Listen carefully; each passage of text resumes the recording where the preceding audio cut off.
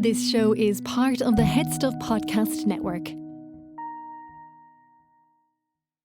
Welcome, gather round the fireside and listen to a tale of Fionn McCool, Cú Cullen, Deirdre of the Sorrows, Gráinne Wail. From giants right down to fairies, of both the drooping and solitary, and those who are sometimes scary. Anything goes by the fireside. Yeah.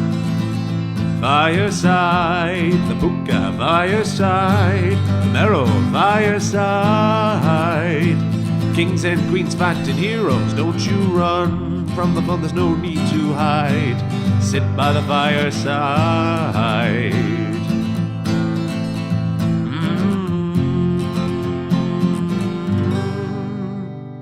Fireside.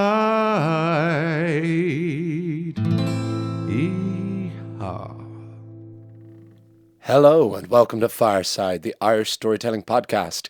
Each episode of Fireside, we take a story from folklore or mythology, we retell it, have a chat about the tale itself and about the craft, the culture and the history of storytelling. My name is Kevin Siolan. I'm your host and your Fireside Bard. Welcome to episode 248 of Fireside. Today on the podcast, we have a story from the Isle of Man, a tale from Manx folklore. This is a tale of builders and preachers and of the devil's horse. But a first, very big welcome to any new and indeed returning listeners. If this is your first episode, you're very welcome, and I encourage you to listen back through the ages of Fireside and see what we've been doing over the last 7 years of the podcast. And if you're a returning listener, as always, thank you so much for your continued support, especially during these last few weeks since we've relaunched the podcast. All the usual ways you can support the podcast, you can do so by following me over on Instagram at FiresideBard. You can email me at thefiresideBard@gmail.com for any questions, queries, suggestions, or just to say hello. I do appreciate each and every one of those comments and messages that you send to me. And the final, you can join Headstuff Plus at headstuffpodcast.com, where for €5 a month, you can gain access to bonus material for all of the podcasts on the Headstuff Podcast Network. And the final way, and my personal favorite way to support the podcast, is you can buy my book, Garden Sea, A Neo-Myth of Home, from the Headstuff website in paperback or instantly via Kindle. That's all the hard sells out of the way. It's very good to be recording again. This is the 5th episode I've been recording since the return of Fireside, and so again, just each and every time I do this, I remember more things and just feel more the cobwebs have been dusted off, and I'm back into the good habit of it, which has been so encouraged by all of you who have reached out and said such lovely things about Fireside returning. So thank you so much for that again. It's been a good week as well, because I have recently been chatting to the folks at Headstuff, making a plan for going forward as well, just other ideas to continue to grow the podcast, both in its weekly form and in terms of Headstuff Plus as well. We're looking at starting a separate series for Headstuff Plus subscribers to both boost that and for those that there already are.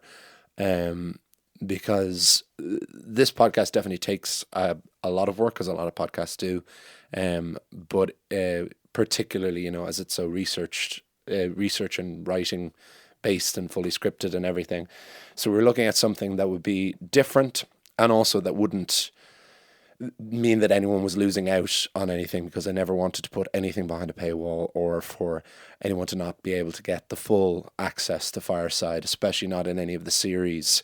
That I always want to feel complete and free for everyone, because people give me so much by just listening to this podcast and sharing it in the first place. But then it's also nice to have something extra, just so the podcast can continue to grow and I can continue to do this and just continue to feel fresher, as we approach now nearly 250 episodes in a couple of weeks. And speaking of episodes, so this episode is another one from the book Celtic Weird by Johnny, or collected by Johnny Mains. And this is the first tale on the podcast we have done from the Isle of Man, which, similar to last week's episode, which was a tale from Breton folklore, this is another untouched corner for Fireside. but a wonderful one is in that because, as you will see in the story itself, there are a lot of echoes to Ireland and to Irish mythology and folklore, which makes perfect sense in this very small place, this small island in between the islands of Britain and Ireland that has formed its own language and culture throughout the centuries, and is really nice to now include in the patchwork quilt of this podcast. That's been one of the things, because I am recording this now in London, in my flat in Camden that I've lived in the last 6 months. So as I've said before, I always like to let where I am and where I'm going in my life really impact the podcast, so that it feels more specific, I guess, for lack of a better word.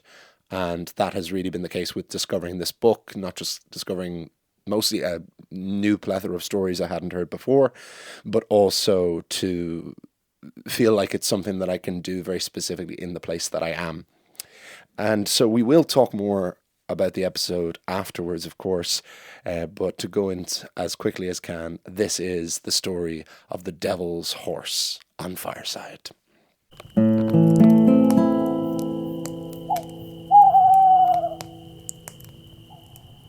The Devil's Horse.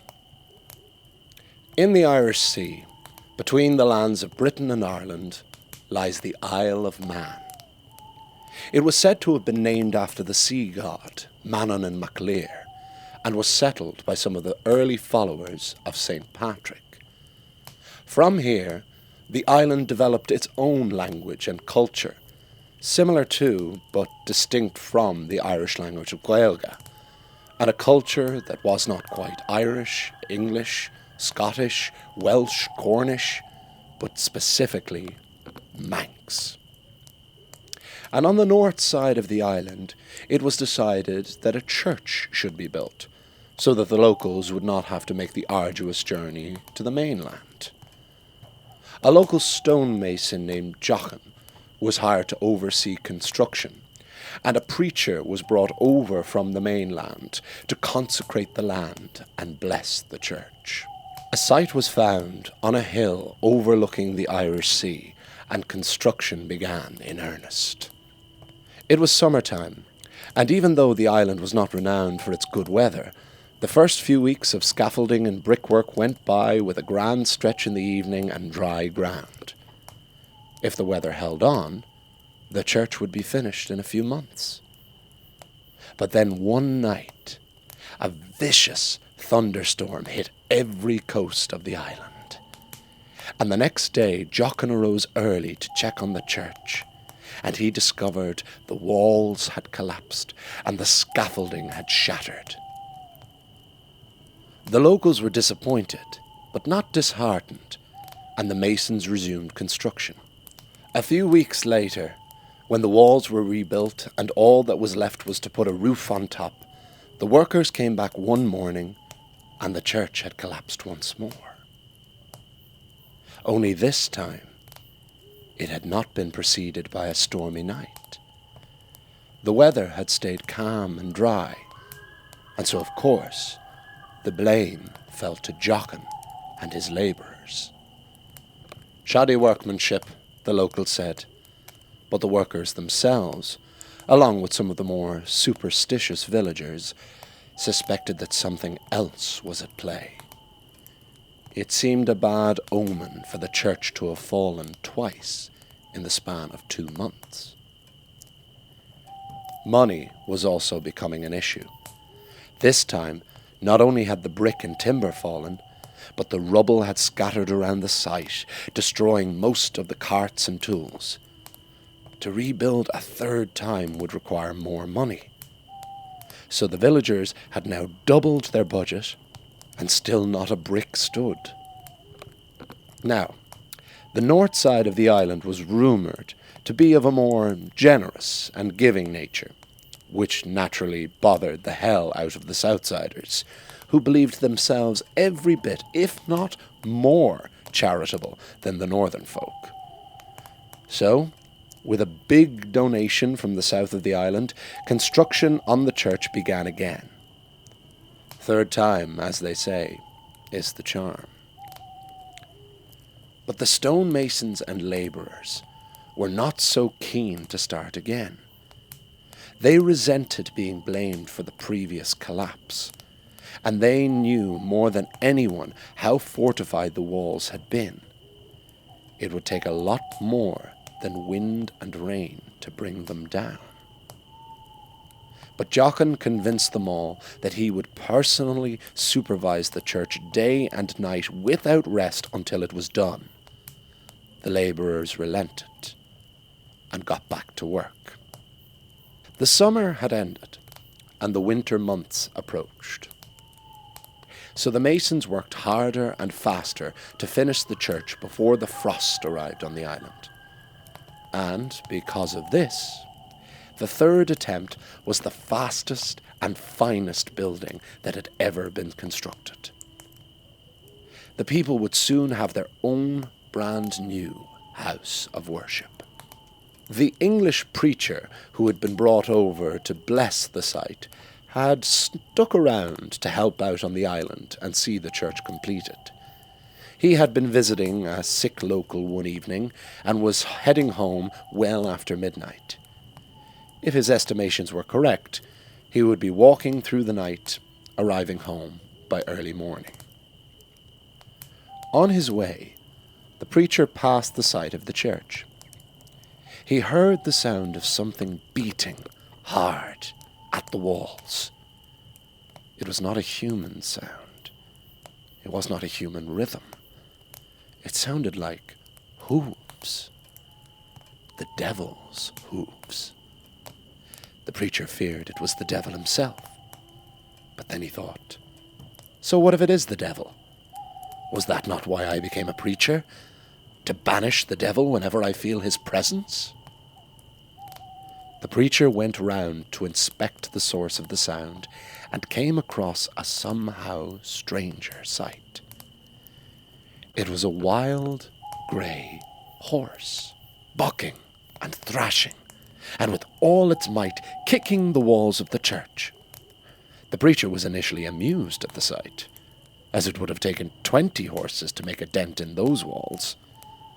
But the more he watched, his smile quickly faded, for he saw that the walls of the church were beginning to shake and crack and crumble. Impossible, thought the preacher. No creature is that strong. It must be the devil after all. The preacher approached the devil horse, who sensed his presence and stopped beating the walls. The horse went to run, but the preacher grabbed him by the nostrils and held his face in his hands. You are within my power now, and the power of the Lord, and you will labour to build that which you have tried so hard to destroy. The horse was not happy with this. The preacher could see the burning red eyes of Lucifer buried beneath the shaggy fetlocks. The horse bucked and foamed at the mouth, but the preacher held strong, and the horse eventually had to submit. By this point, the sun was beginning to rise, and the sounds of birds filled the air. The devil horse was clearly, massively uncomfortable with this. The sun was painful to him, and the bird song even more excruciating. But he was powerless to fight the preacher. Jochen the stonemason and his crew arrived at the site. We'll have a hard time building today. Harry Bill's horse is lame, and we have no other to cart stone from the quarry. The preacher said, Here is a horse that needs breaking, but if you lash him to a cart, he has the strength of 10. If Harry Bill is happy for us to use his cart, we can get twice the work done today.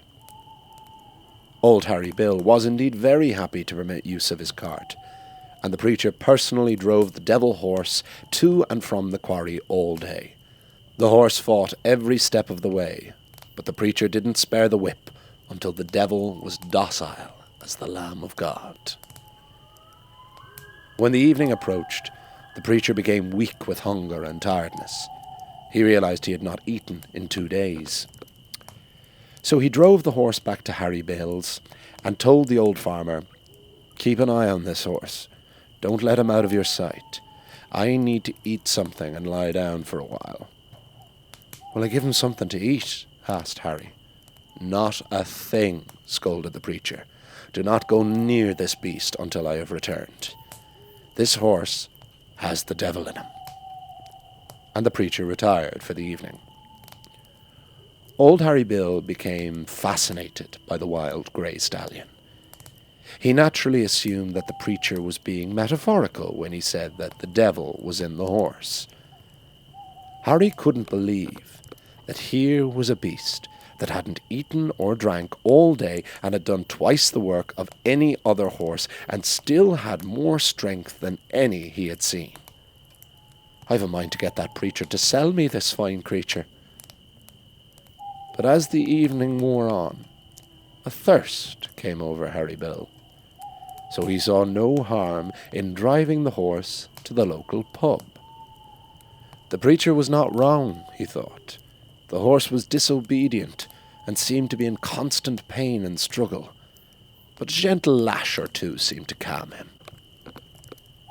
Harry parked the cart outside and went in for a pint. 1 pint turned into 2, and then old Harry Bill got chatting and telling stories. It was well over an hour later, full of merriment, that Harry remembered the horse outside and went out to give the poor creature some water. But when he went out into the night, the horse was gone. Not only that, but the cart had been smashed to splinters, deliberately stamped into the ground into a mix of mud, splinter and hoofprint. A bit drunk and disoriented, Harry Bill had to walk back home, and it was morning by the time he arrived. The preacher had awoken from a longer than anticipated sleep, and was very keen to know the whereabouts of the horse. Harry Bill reluctantly told the man of God that he had lost the horse, and his own cart too. "I don't know what the men will do," said Harry. "That was our only cart." Harry found the preacher surprisingly relaxed about the loss of the horse. "We won't need that cart again. The church is finished, thanks to that horse." "I think you were right about the devil being in that beast." "More right than you'll ever realise, Harry Bill," said the preacher. "The devil was tricked into building a house of God. I don't think he'll return to the Isle of Man any time soon." The end.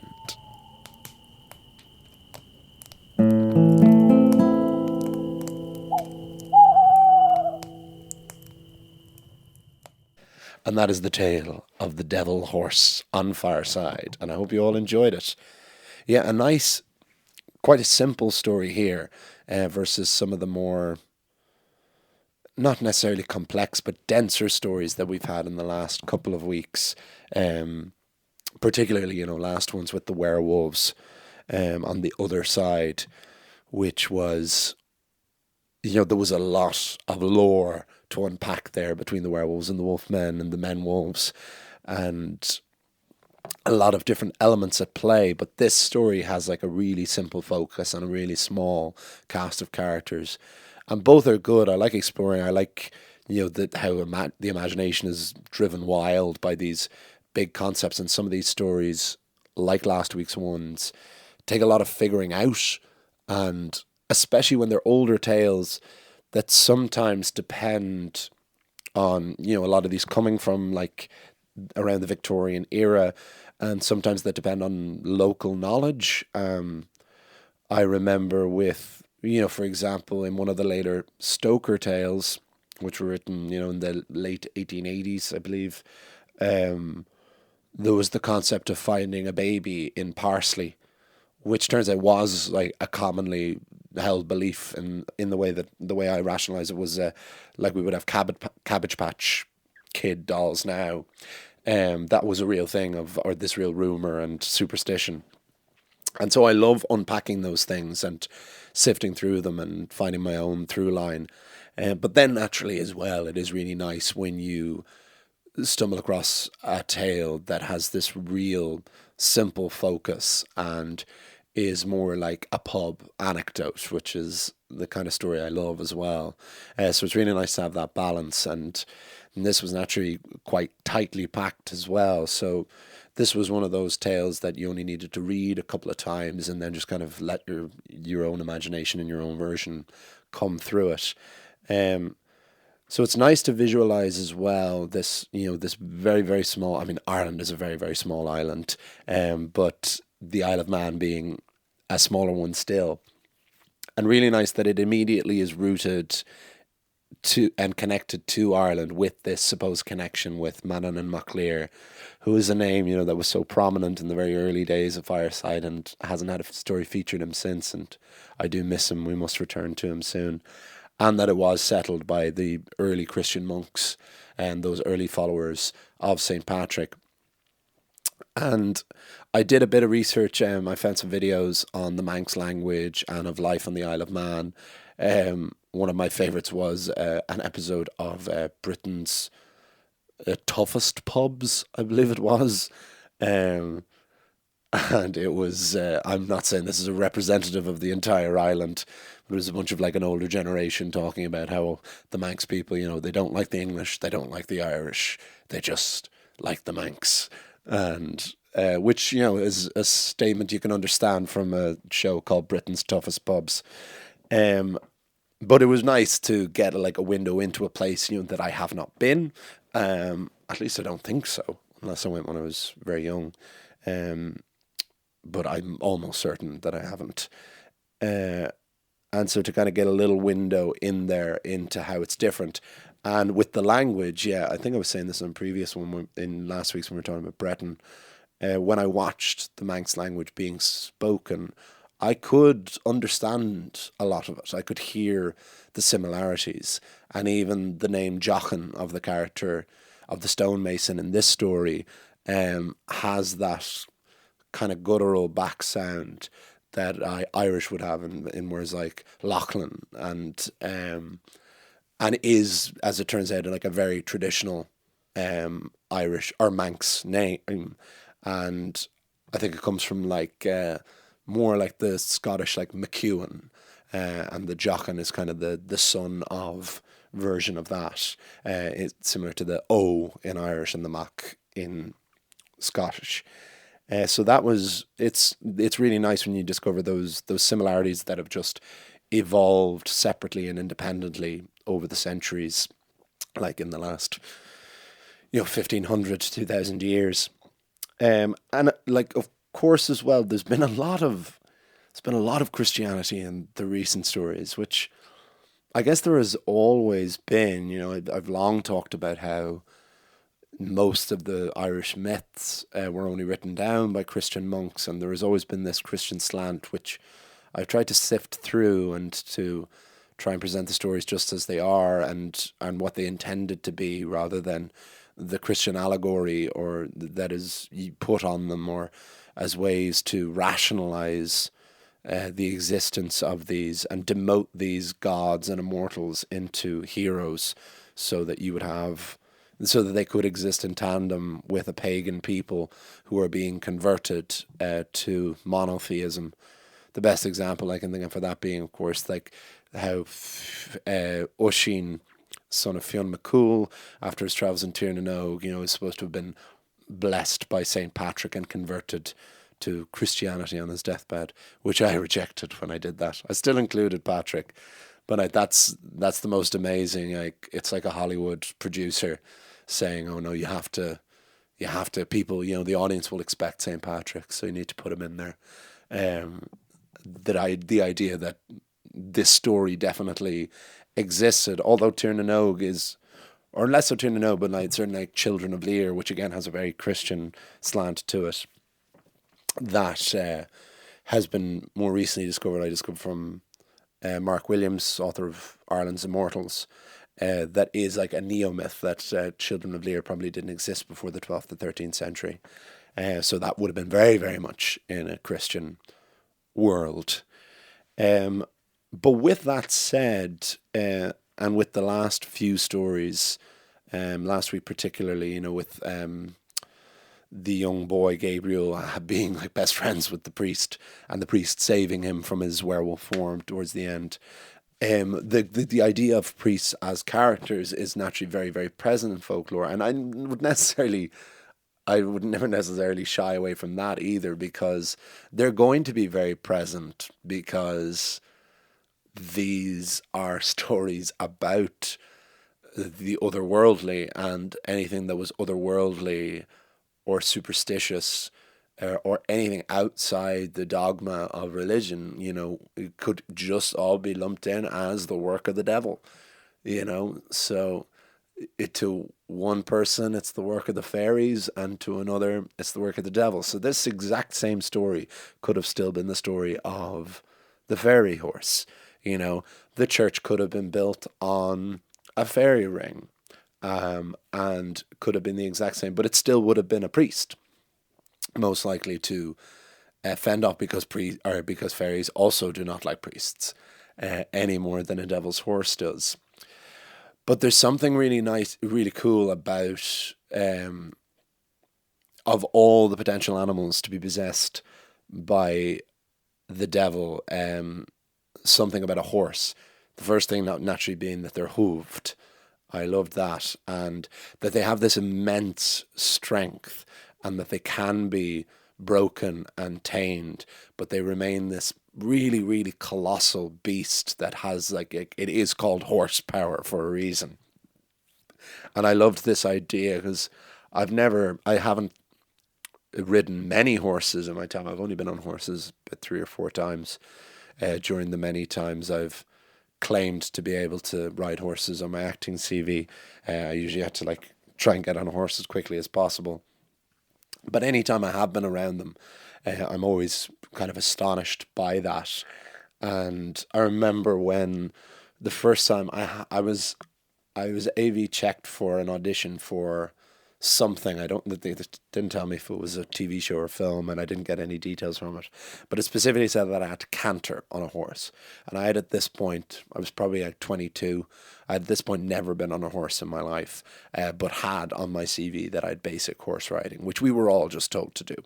An acting teacher who just said anything they say. If they say, "Can you unicycle?" you say, "Give me 24 hours." So I adopted that attitude, and the next day I called my friend whose mother had horses, and I said, "Get me on a horse." And I went out to the stud farm, and I was on this horse called Eddie, and he was 5, and I got on and it trotted, and I was like, this is okay. It was a bit uncomfortable, but I said, yeah, no, this is okay. And then the instructor told him to canter, and I realized in that moment I had no idea what cantering was, and I immediately fell underneath the horse in between him and was absolutely bet into the ground. I felt each individual 4 hooves, so I kind of slipped just by his neck. So I immediately thought I was paralyzed, and I was just laying in the dirt, and my friend came up to me and said, "You have to get back on the horse." You know, that saying, "Get back on the horse." And I said, "That's the last fucking thing I'm going to do." He said, no, it's really important, because you'll never get back on one again.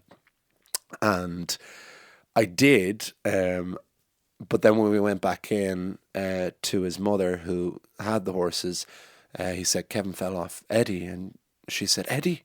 And is Eddie all right?" And I just said, "I'm fine, by the way." And she said, no, he's never had anyone fall off him before, which is like a really big thing, which makes perfect sense if you're training horses, especially to ride, that they would get very traumatized by the idea of someone falling off.